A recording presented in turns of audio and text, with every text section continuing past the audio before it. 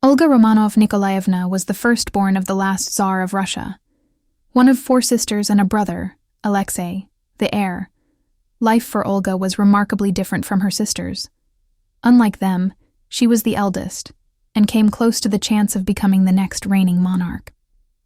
A very large baby girl joined the Romanov family on November 15, 1895, in St. Petersburg, Russia. On that day, her father, Tsar Nicholas II, wrote in his diary, "A day I will remember forever."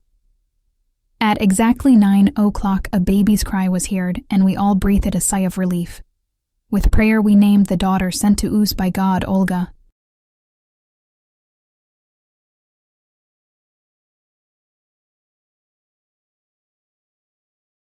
Olga's mother, Empress Alexandra, startled her own grandmother, Queen Victoria of England, by insisting on breastfeeding her firstborn, which was quite unusual for aristocratic, let alone royal, women in the 19th century. Olga was the only one of her siblings to meet in person. Her formidable English great-grandmother, who was also one of her godmothers. As Olga grew into a toddler in 1897, she became the big sister to another imperial daughter, Tatiana. In 1898, the growing family finally moved away from Nicholas's childhood home. They made the relatively intimate Alexander Palace in St. Petersburg their permanent home. In another year, Olga was joined by yet another baby sister, Grand Duchess Maria Nikolaevna. In 1901, her youngest sister, Anastasia, was born.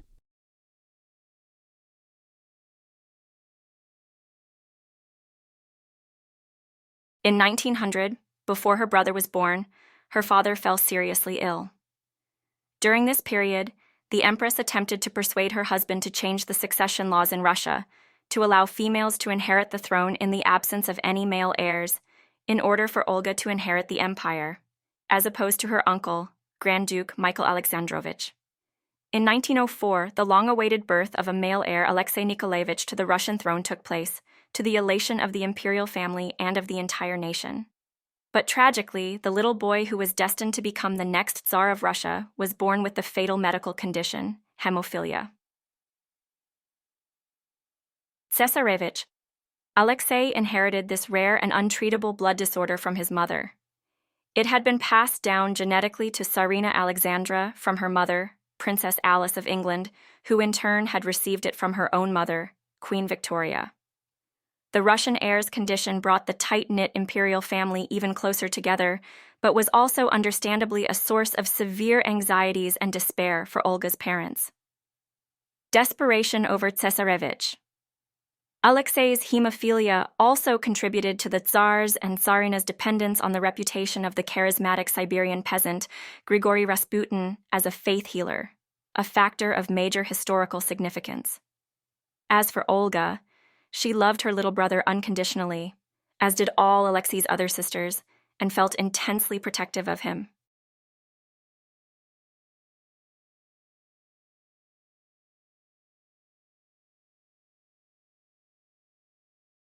As the Tsarina struggled to produce a healthy male heir, in 1912, Tsar Nicholas began to put a motion for the line of succession to be changed. The solution was for Olga to be co-regent with her mother, until Alexei was of age to rule by himself. He ordered this manifesto to be publicized throughout the country, following the 1913 tercentennial celebrations, placing Olga in a position traditionally occupied by the male heir, thus announcing her political significance. American newspapers reported that it is now considered that the law of succession may be changed in Russia to make it possible for Grand Duchess Olga to succeed the imperial family. The Duma blocked the change in succession, and it is speculated that the amended Regency Act caused public opinion of the Tsar to deter, with many believing the act meant that the Tsar did not trust his male heir to rule Russia. It exposed an instability in the crown.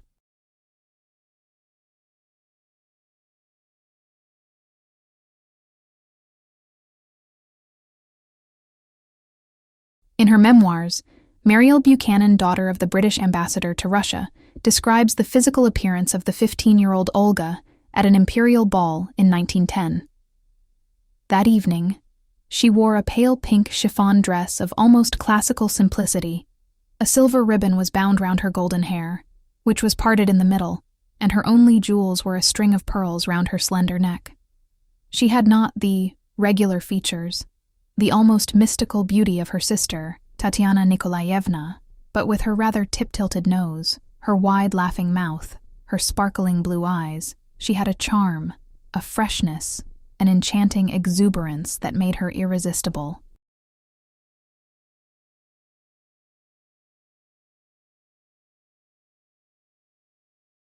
In November of 1911, Olga Romanova was turning 16, which was considered the coming of age for Russian aristocratic girls.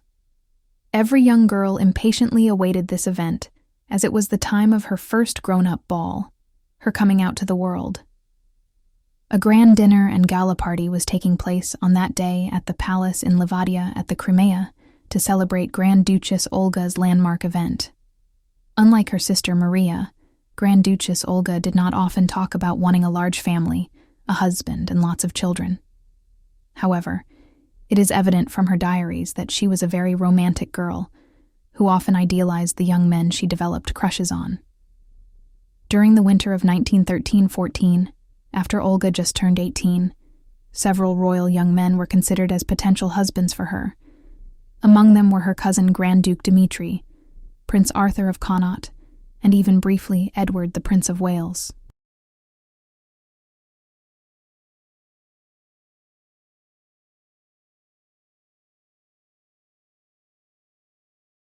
When the Crown Prince and Princess of Romania visited Russia, they brought along their eldest son, Prince Carol, and everyone anxiously awaited the announcement of his and Olga's engagement. The Romanian royals stayed at Tsarskoe Selo for several days, but in the end, nothing came of this venture.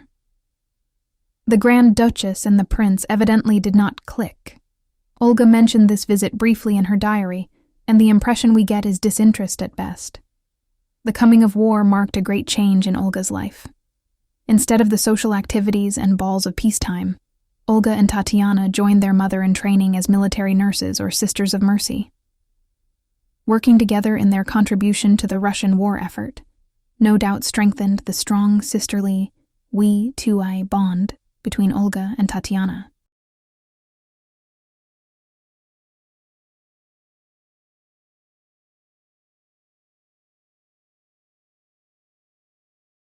As she and her sisters volunteered in hospital wards, the friendships made opened her eyes to the general opinion of her father.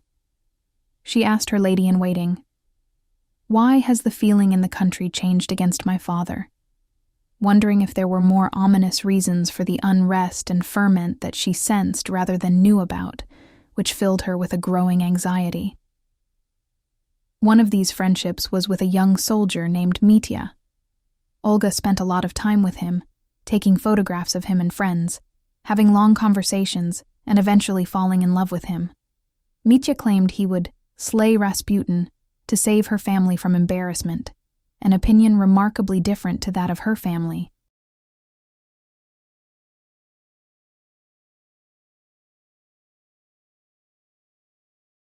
But the war, nursing, and her anxiety wore on Olga over time. Prone to depression throughout her life, it became clinical, leading to her discharge from the healthcare service. Her heartbreak over Mitya didn't help. He left the hospital after healing to go and fight in the war again. Olga became reserved, shy, and slept often.